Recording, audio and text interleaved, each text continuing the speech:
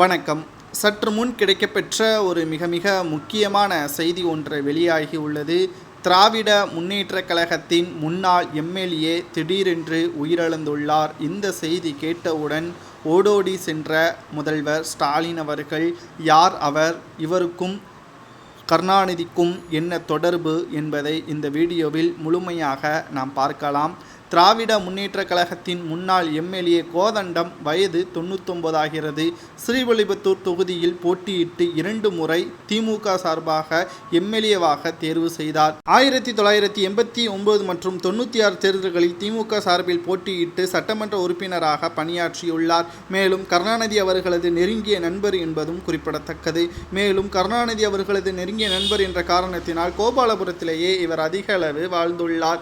மேலும் கருணாநிதி அவர்களது நெருக்கமாகவும் இவர் இருந்துள்ளார். மேலும் தற்பொழுது முதல்வராக இருக்கக்கூடிய ஸ்டாலின் அவர்களது அரசியல் ஆசனாகவும் இவர் இருந்துள்ளார் என்ற தகவலும் தற்பொழுது வெளியாகி உள்ளது. இந்த செய்தி கேட்டவுடன் அனைத்து அரசு நிகழ்ச்சிகளையும் ரத்து செய்துவிட்டு நேரடியாக அவரது உடலுக்கு கண்ணீரஞ்சலி செலுத்துவதற்கு சென்றுவிட்டதாக தகவல்கள் தற்பொழுது வெளியாகி உள்ளது.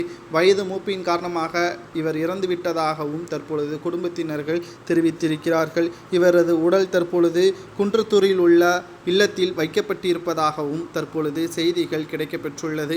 முதல்வர் ஸ்டாலின் அவர்கள் இவரை பற்றியான பெருமைகளை பேசியுள்ளார். இணையதள பக்கத்திலும் பதிவு செய்துள்ளார். முதல்வர் ஸ்டாலின் அவர்கள் அரசியலில் தற்பொழுது அடியெடுத்து வைக்கின்ற ஒவ்வொரு அரசியல் கணமும் அப்பொழுது இவருடைய அறிவுரைகளை கேட்டுதான் செய்திருக்கிறார் என்ற தகவல்களையும் அவர் இணையதள பக்கத்தில் பதிவு ஒன்றையும் செய்துள்ளார். எம்எல்ஏவாக இருந்தார், அமைச்சராக இல்லையே என்ற கேள்வியும் தற்பொழுது எழுகிறது.